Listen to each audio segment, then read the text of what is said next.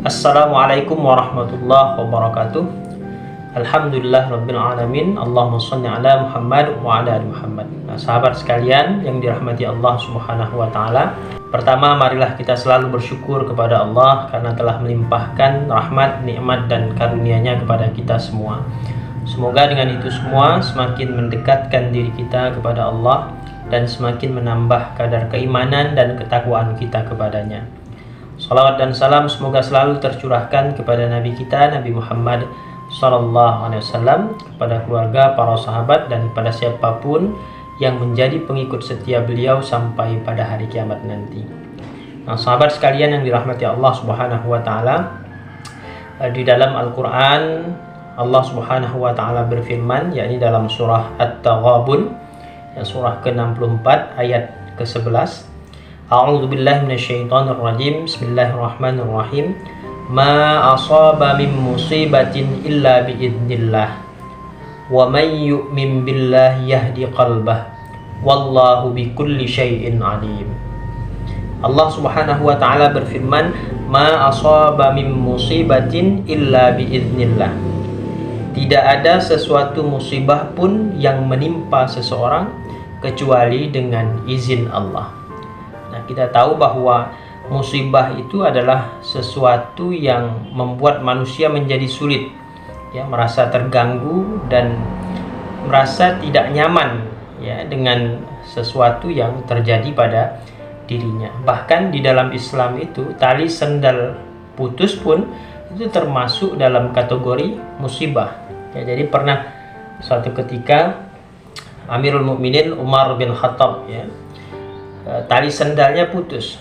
Kemudian beliau mengucapkan inna lillahi wa inna ilaihi rajiun. Lalu ada yang bertanya, wahai Amirul Mukminin, tali sendalmu putus. Sayyidina Umar menjawab, ya, segala sesuatu yang tidak disukai oleh mukmin itu adalah musibah. Nah, jadi tali sendal putus pun itu termasuk musibah. Jadi sesuatu yang tidak disukai oleh mukmin, ya, yang merasa dirinya terganggu atau sesuatu yang menyulitkannya, maka itu termasuk musibah. Nah, Allah menyebutkan bahwa ma asaba min musibatin illa biidznillah. Tidak ada sesuatu musibah pun yang menimpa pada diri seseorang kecuali dengan izin Allah Subhanahu wa taala. Nah, di sini Allah menunjukkan bahwa yang mendatangkan musibah itu adalah Allah Subhanahu wa taala. Yang menghendaki musibah itu adalah Allah Subhanahu wa taala. Jadi meskipun seluruh umat manusia kemudian berupaya untuk memberikan satu penderitaan kepada seseorang misalnya, ya. Nah, kalau Allah tidak menghendaki, kalau Allah tidak mengizinkan, niscaya satu penderitaan ini tidak akan terjadi. Nah, jadi benar-benar atas kuasa Allah Subhanahu wa taala. Nah, jadi itu, ya, ma asaba min musibatin illa biidznillah. Tidak ada sesuatu musibah pun yang menimpa seseorang kecuali dengan izin Allah. Nah, Ibnu Abbas mengatakan yakni dengan perintah Allah, ya, atau dengan kata lain atas dasar ketetapan dan kehendaknya. Wa may yu'min billahi yahdi qalbahu wallahu bikulli syai'in alim. Dan barang siapa yang beriman kepada Allah, niscaya dia akan memberi petunjuk kepada hatinya, dan Allah Maha mengetahui segala sesuatu. Nah, di dalam tafsir Ibnu Katsir, ya, disebutkan bahwa barang siapa yang ditimpa musibah, ya, kemudian dia menyadari bahwa hal itu terjadi atas qada dan qadarnya Allah Subhanahu wa taala, lalu dia bersabar dan mengharapkan balasan pahala atas kesabarannya itu, serta menerima keputusan yang telah ditetapkan oleh Allah terhadap dirinya, maka Allah akan memberikan petunjuk ke dalam hatinya dan akan menggantikan apa yang telah hilang dari dirinya di dunia dengan petunjuk dan keyakinan di dalam hatinya. Nah, terkadang Allah Subhanahu wa taala mengganti apa yang telah diambilnya atau menggantinya dengan yang lebih baik darinya. Jadi ketika kita mengalami suatu hal yang tidak menyenangkan hati kita, yakni berupa musibah, nah kemudian kita menyadari bahwa musibah ini datang atau menghampiri kita ini karena sudah menjadi ketetapan dan kehendak Allah Subhanahu wa Ta'ala. Nah, ketika kita menyadari hal yang demikian itu, maka kita pun bersabar atas musibah itu. Dan yang kita harapkan adalah dengan kesabaran kita itu, kemudian Allah memberikan pahala atas kesabaran kita itu dan mengganti apa yang telah hilang dari kita dengan ganti yang lebih baik. Nah, inilah orang mukmin itu ketika merespon musibah, tidak menggerutu, kemudian tidak memaki, apalagi sampai berputus asa.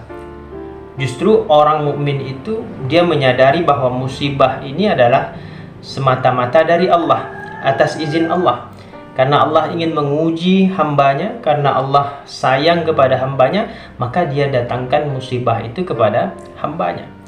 Nah, orang mukmin menyadari itu. Ini semua adalah ketetapan Allah Subhanahu wa Ta'ala. Ini semua atas kehendak Allah Subhanahu wa Ta'ala. Maka orang mukmin lebih memilih untuk bersabar. Bersabar dalam menyikapi setiap musibah yang datang menghampirinya. Nah, dengan kesabarannya itu dia mengharapkan pahala dan ridha Allah Subhanahu wa Ta'ala. Nah, sahabat sekalian yang dirahmati Allah Subhanahu wa Ta'ala, di dalam hadis yang diriwayatkan oleh Al-Bukhari dan Muslim, di mana Rasulullah SAW bersabda, "Ajaban lil mu'min, la yaqdillahu lahu qada'an illa kana khairan lahu. In asabathu dharra'u sabara fakana khairan lahu, wa in asabathu sarra'u syakara fakana khairan lahu. Walaysa dzalika li ahadin illa lil mu'min." Nah, sungguh menakjubkan keadaan orang mukmin itu, kata Nabi. Ajaban lil mu'min. Allah tidak menetapkan suatu keputusan baginya, melainkan keputusan itu adalah baik baginya.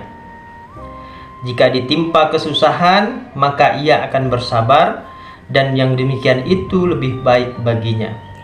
Jika mendapatkan kesenangan, maka dia bersyukur, maka yang demikian itu adalah baik baginya. Dan hal tersebut tidak akan menjadi milik seorang pun kecuali orang mukmin. Hadis riwayat muttafaqun alaih. Nah, sahabat sekalian yang dirahmati Allah Subhanahu wa Ta'ala, nah, di dalam hadis ini Rasulullah SAW menyebutkan bahwa jadi orang mukmin itu sangat menakjubkan, bagaimanapun kondisinya sangat menakjubkan. Ketika dia ditimpa kesusahan atau diberikan satu musibah misalnya, sikapnya adalah sabar, dan itu adalah hal yang baik baginya.